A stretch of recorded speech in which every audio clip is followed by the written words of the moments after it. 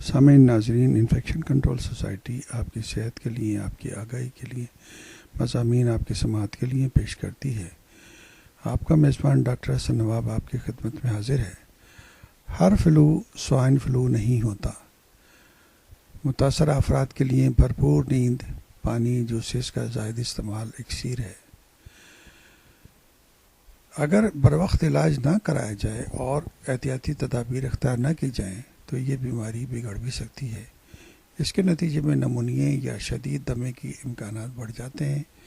بعض کیسز میں یہ بیماری اعصاب کو متاثر کر سکتی ہے، لیکن اللہ تعالیٰ نے انسانی جسم میں ایک خودکار حفاظتی نظام تخلیق کیا ہے، جس کی بدولت اکثر یہ بیماری وائرس سے پھیلنے والی بیماری اور دیگر بیماری کی طرح خود بخود ٹھیک ہو جاتی ہے۔ یعنی جسم کا اپنا مدافعتی نظام اس بیماری پر قابو پا لیتا ہے۔ اس وقت ہم آپ کو یہ بتاتے چلیں کہ وائرل انفیکشن کے اندر جسم کے اندر ایک سبسٹنس پیدا ہوتا ہے جسے انٹرفیرون کہتے ہیں۔ یہ ایک پروٹین ہوتا ہے جو کہ وائرس کی ملٹیپلیکیشن یا اس کو بڑھنے کو روک دیتا ہے۔ اس لیے ضروری ہے کہ جب بھی کوئی وائرس انفیکشن ہو تو پروٹین کی غذائیں، پروٹین کی اپنی غذائیت جو ہے وہ افادیت رکھتی ہے، اور اپنی غذائیت میں پروٹین کا استعمال بڑھا دیا جائے تو وائرس کی بیماری پر کنٹرول کیا جا سکتا ہے۔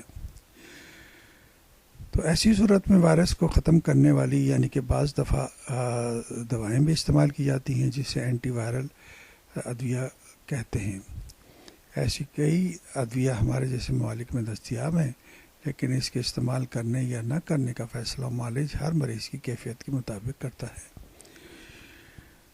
یہ بیماری نزلہ زکام سے شروع ہوتی ہے، لیکن ہر فرد نزلہ زکام کے لیے نہ تو اسپیشلسٹ کے پاس جا سکتا ہے، نہ ہی مہنگے ٹیسٹ کروانے کا متحمل ہو سکتا ہے۔ لہٰذا ایسی صورت میں فیملی فزیشین کا کردار بہت اہم ہو جاتا ہے، کیونکہ اس مرض کی ابتدا ایک عام چھوٹی سی بیماری کی صورت میں ہوتی ہے اور مریض سب سے پہلے قریبی کلینک ہی سے رجوع کرتا ہے۔